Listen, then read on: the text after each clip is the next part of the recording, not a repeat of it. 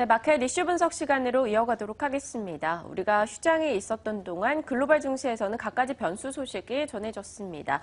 일단 유로존의 통화정책 회의 결과도 나왔고요. 미국의 실업률도 낮아졌다라는 소식 전해지고 있습니다. 전반적인 고용 개선 소식이 들려오고 있습니다. 자세하게 한번 내용 좀 잠시 짚어준다면요. 네, 일단은 실업률이 5.9%로 내려가면서 네. 6년 2개월 내 최저치를 기록을 했습니다. 그리고 신규 고용도 일단은 크게 늘어나는 모습이었는데요. 다만 이 임금 상승이 저조했다. 임금이 오히려 하락했다라는 점은 다소 좀 부진한 모습으로 나타나고 있는데요. 더 자세한 얘기 좀 나눠봐야겠죠? 네, 김 의원님 불러서 이야기 들어보도록 하겠습니다. 네. 자, 김 의원님이 앞서 오프닝 하실 때도 일단 고용시장의 질이 크게 개선되지 못했다라는 걸 언급을 해주셨는데 네. 어떤 내용인지 한번 평가 들어보겠습니다. 구체적인 내용 좀 전해주시죠. 네, 일단 헤드라인 지표 자체는 긍정적이었다고 봐야 되겠죠. 네. 준비된 그림으로 좀 확인을 해보시면 실업률의 추이 자체가 굉장히 많이 낮아졌습니다. 그래서 위기 국면을 거의 돌파한 게 아닌가. 실업률만 놓고 보게 되면 그렇다라는 거죠. 그런데 이제 달러 같은 경우에는 반대로 지금 4년 내 최고치 이렇게 올라가고 있으니까 미국 경제 흐름은 이것만 보면 굉장히 좋아 보이는데요. 다만 우리가 좀 주목해봐야 될 건 실제 흐름을 봐야 되는 거죠. 실제 흐름 속에서 아무래도 4분기 소비 시즌을 앞두고 임시직 고용을 당겼을 가능성. 그래서 미국 정부의 조금 전에 발표도 봤습니다만 정부 관계자가 임금 상황에서 좋아진 게 없다. 그 얘기가 왜 나왔느냐? 방금 말씀드렸던 대로 임시직 자체만 고용이 증가한 것이기 때문에 고용의 질적인 측면에서는 좋아진 게 없다. 시각에서는 이 고용 지표에 대해서 어떻게 평가하고 있습니까? 네, 맞습니다. 역시나 밝혀주셨듯이 헤드라인 지표는 상당히 좋았는데 세부 지표들이 별로 좋지 못했습니다. 때문에 부정적인 의견도 좀 있는 모습이었는데요. JP모건의 이코노미스트 팀장의 발언을 한번 모아봤습니다. 화면으로 함께 확인을 해보시죠. Those bad factors in the employment report oftentimes make us encouraged about the length of the expansion, the fact that the Fed is not going to be in any place to need to hike quickly, and so you can get kind of a good reading out of those worrisome factors. 자, 지금 이야기를 좀 종합해보자면 네. 부진한 지표들이 또 일부 있었기 때문에 연준이 급하게 통화 정책을 바꾸진 않을 것이다라는 내용으로 좀 정리를 해볼 수 있을 것 같은데요. 이 덕분에 또 시장에서도 또 한 번 더 오르지 않았나 싶은 생각이 듭니다. 위원님의 생각은 또 어떤지 궁금한데 위원님 어떻게 생각하십니까? 일단 주식시장과 환율시장의 선택이 달랐다라고 보여집니다. 주식시장은 그동안 낙폭을 좀 되돌리는 긍정적인 재료로 해석했지만 환율시장 쪽에서는 여전히 달러 강세가 그대로 이어가는 모습. 그래서 주식시장은 이 지표의 긍정적인 부분만 받아들였는데 환율시장 쪽에서는 지금 이 지표의 긍정적인 부분에도 상관없이 긴축 정책이 이어질 거다라는 그런 부분으로 나타난 것 같습니다. 그래서 준비된 그림을 보시면 지금 미국과 독일의 2년물, 10년물 채권 수익률의 비교인데요. 2년물 같은 경우에 독일은 마이너스로 내려앉았죠. 미국은 점점 올라가고 있는 상황입니다. 단기채 금리가 올라가고 있고요. 장기채 금리의 그 크기도 점점 벌어지고 있습니다. 자, 이 스프레드가 벌어지고 있는 것은 무슨 얘기를 하고 있는 거냐면 이 금리 차이에 따라서 돈의 흐름이 미국으로만 쏠릴 수 있다는 것을 암시하는 것이고요. 그 다음 또 하나 살펴봐야 될 건 그 유명 걸그룹 노래 중에 그런 노래가 있죠. 내가 제일 잘 나가라는 노래가 있는데 최근에 달러 흐름을 보면 나만 잘 나가입니다. 내가 제일 잘 나가가 아니라 다른 거 다 빼고 나만 잘 나가거든요. 그래서 지금 달러의 강세로 인해서 피해보고 있는 게 이머징 채권, 이머징 마켓, 그다음에 금 가격, 유가, 거기에다 다른 통화까지 모조리 눌러버리고 있습니다. 그러니까 이런 양상이 나타나고 있다는 걸 고려해보면 지금 전문가의 얘기처럼 그 정책을 금방 바꾸지 않을까? 이렇게 속단하기에는 저는 어렵다고 생각이 돼요. 그래서 이 전문가 얘기가 틀렸다라는 판단보다는 환율 시장만 놓고 봤을 때는 그런 판단을 내리기엔 쉽지 않다. 저는 이렇게 보고 있습니다. 네, 알겠습니다. 일단 주식시장과 환율시장 흐름은 좀 달리 봐야 한다라고 이야기해 주시고 계신데 일단 나만 제일 잘 나가 우리 증시도 좀 해당 사항이 있었으면 좋겠습니다만 6거래 연속해서 하락이었습니다. 국내 증시는 이 미국 증시의 영향 어떻게 받아갈 거라 보십니까? 네, 결국은 우리 시장 내에서 현재 조정 흐름의 가장 큰 원인 중에 하나가 달러 강세라고 보여지고 있는데요. 이 달러 강세가 쉽게 바뀌지 않는다면 국내 시장이 기술적인 반등을 시도할 수 있겠지만 방향 자체를 바꾸긴 어려울 것 같습니다. 그런 관점에서 기존의 흐름, 조정 흐름이 이어진다라고 봐야 될 것 같고요.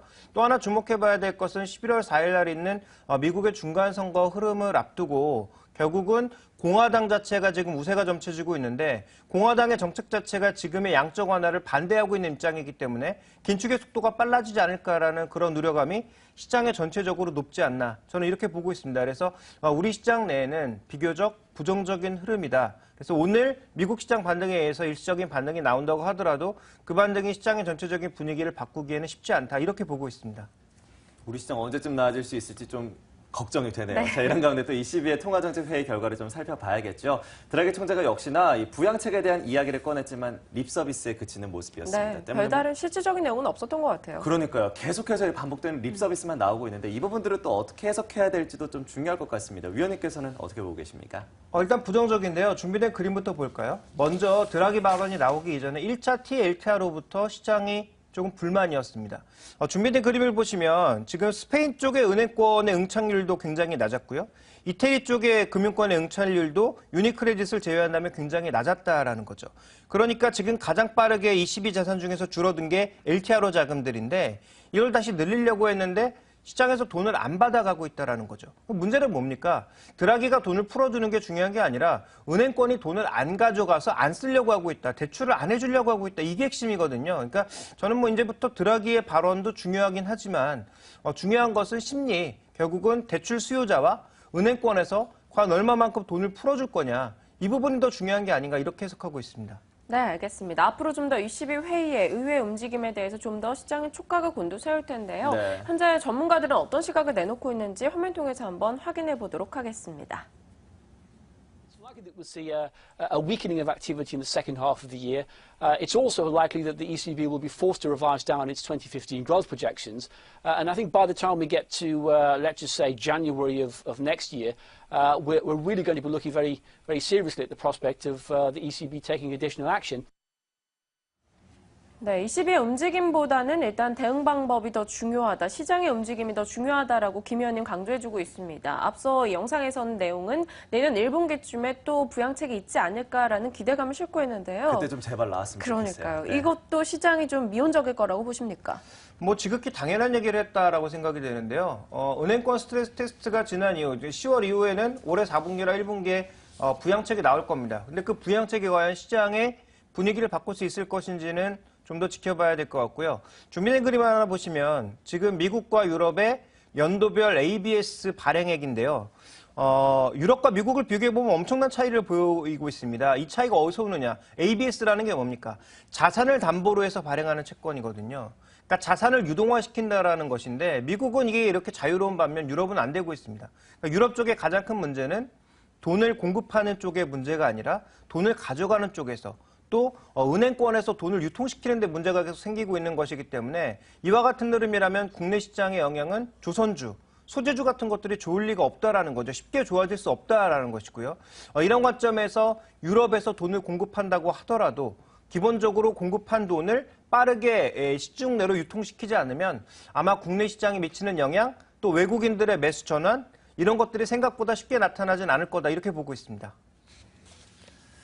자, 그런데 이런 가운데 이제 국내 시장 주간 전망을 좀 해봐야겠죠. 네. 코스피가 몇 거래를 연속으로 내렸다고 그러셨죠? 6일 연속해서 내렸습니다. 결국 네. 1960선대 터치하기도 했고요. 네, 그러니까 코스피가 이제 언제까지 바닥을 좀 뚫게 될지 그 부분이 제일 중요할 것 같아요. 앞으로 좀 모멘텀을 어디서 찾을 수 있을지도 중요할 것 같은데요. 형은 어떻게 좀 전망하십니까, 위원님? 전망은 딱 한 가지입니다. 계속 바닥 찾기, 여기가 바닥이 아닐까라는 생각에 주목하고 있는 것 같은데요. 저는 그 생각에 전혀 반대입니다. 준비된 그림을 보시면 지금 수급 측면에서 코스피와 공매도 비중을 놓고 봤을 때 지금 공매도 비중 자체가 다시 거의 고점까지 왔다. 그래서 수급상으로 봤을 때 공매도도 안 나오니까 바닥이 거의 다 온 거 아니냐 이런 시각이 있고요.